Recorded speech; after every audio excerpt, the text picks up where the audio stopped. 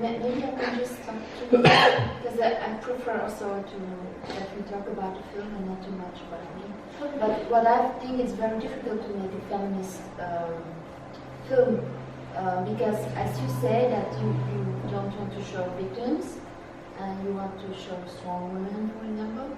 This is also very, for me, it's very difficult to do this because you have victims. So how do you show them?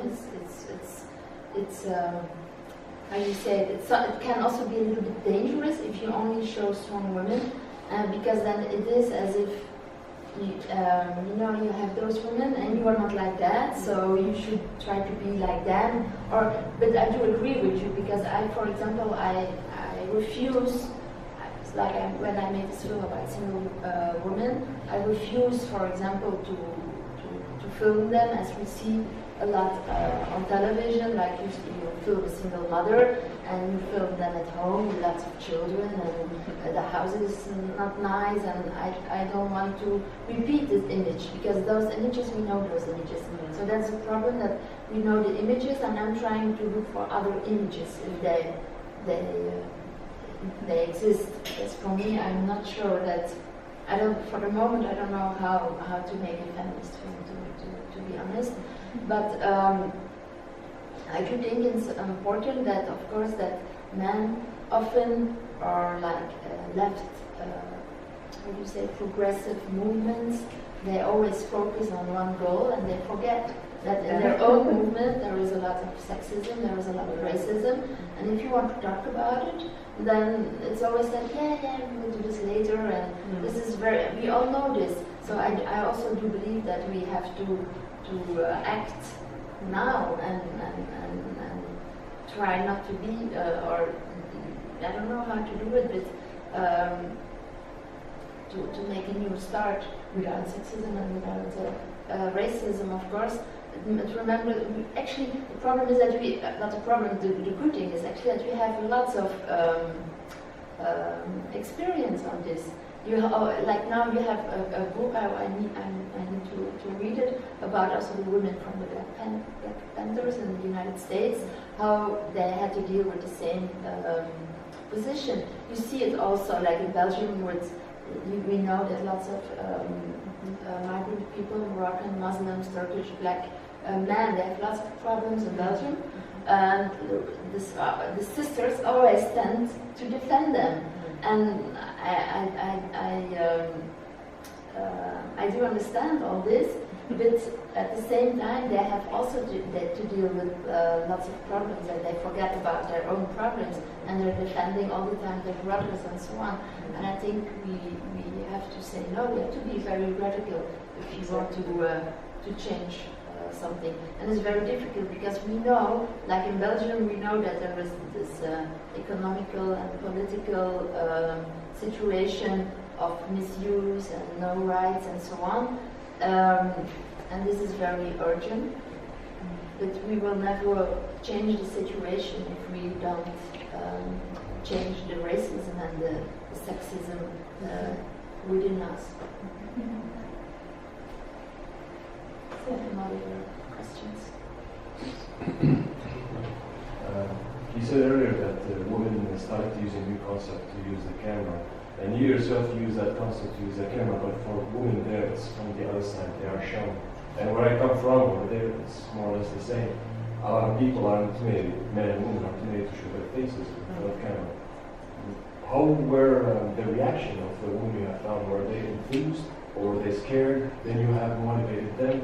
Because as in my life experience, I know that there's a lot of pressure on women to be on camera, reputation-wise, family standards and cultures. But how did you find the motivation, or where did you find the motivation to keep them in front of the camera for this long time?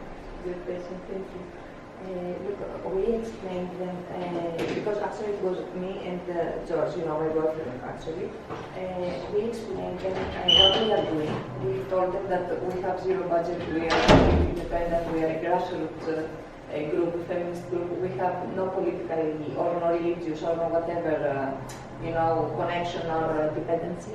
And that we really do this to show just the reality. We make no money of this. In any case, all our screenings are for free. we really have no profit on them because, you know, indeed there are a lot of even organizations that they take advantage and they use them to apply for funding. And finally, okay, it's not bad to have funding, but the funding should go to them, not to you. Or anyway, at least most of them to go to them. So there are a lot of, they have experience also, because they are going, a lot of people are going there. So really, they are not open to all, but they trust us because they checked our website, they checked our job, they saw that in a case we do this, you see I'm not professional at all, as you can see, we do it in our free time as activists, so they really trust us, they checked us of course, and they spoke to us when they saw that we were living there, we had gone second time, so actually they trust us and that's why they accepted to speak. How did they trust you? Yeah, that's how, because we told them the truth and they checked it also, because we have everything public, all our actions are public, we are working, we're a completely grassroots organization, no funding at all, completely no funding. We do a lot of migrant and refugee work in Greece also, we go every month to detention centers, to refugee camps, we focus a lot on this, anyway, I don't want to speak now for us. But anyway, they trust us because really they checked us and they saw. He just wanted to ask something before he did. Yes, that's why I was looking. Yeah. Thank you anyway. Thank you. Thank you very much, and congratulations to you for doing what you did, and the organizers, you for sharing sharing the footage with us. And I'm also happy because I think I saw more men here than women. Yeah. I'm happy that there are men that are Three women just left. No. But apart from that, I mean, I would be happy if more women were participating and you know, understanding or trying to find out what's going on. But at the same time, what was the main thing I wanted to say? I was about to leave. Well, tell us more about your plans, how you think you're gonna do what? Oh, hold on. I remember what I wanted to ask you. For the next Is part. there, yeah, that's the second thing. But the first thing was, is there something you forgot to include, like a cut scene that now you remember you wanted to include, or something you didn't manage to see that you wanted to go and shoot and you didn't have enough time? Yes. And then the second part would be, what are the plans for this part two? How soon are you going to go back, and what other things you have in your mind? Yes, thank you. Yeah. Actually, yes, this is the part one because there are two more parts. The second part is not in Hebron, is for example, in Nabis Alek. Nabis Alek is the village of Ahed Tamimi, and you know the case, that she was in prison, her mother. Sorry? It's near to Ramallah, Nabis Alek. Yes, it's near to Ramallah. You're Palestinian? Yeah, I'm Palestinian. Okay. Thank you for coming. Yes, thank you for the video. And thank you all for the time to watch the reality of Palestine. I'm really happy for it.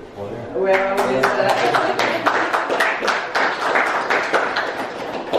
yes, so we had campaigned a lot for Ahed Tamimi and her mother in Greece, actually. We had been to the Israeli embassy to protest, we made demonstrations. We worked a lot on this case. So when we went the first time, she was in prison, and we took interview of her father. Also, the mother was in prison. So when we went the first, sorry, who was in prison? in the second part, which is not this is part one. Yes, it's a photo. Next one.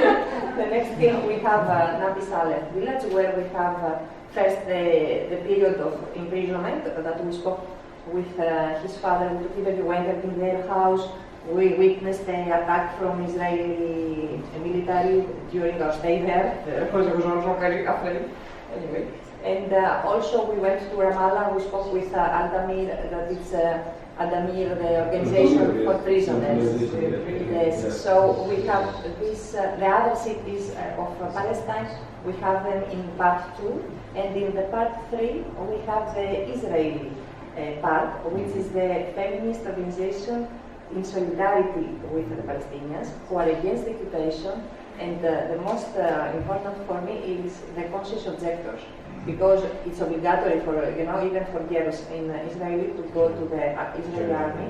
And there are a lot of courageous girls, actually, they take them at 18 years old, girls and boys that resist and refuse to go to serve because they are indeed against the occupation. And they go through military court, they go to military prisons, so there are some groups that we also have connections because we also support them. And they spoke to us also, and we participated also in actions. And unfortunately, the first time that we went there, we had this the first massacre in the Gaza border, because it was the marches of return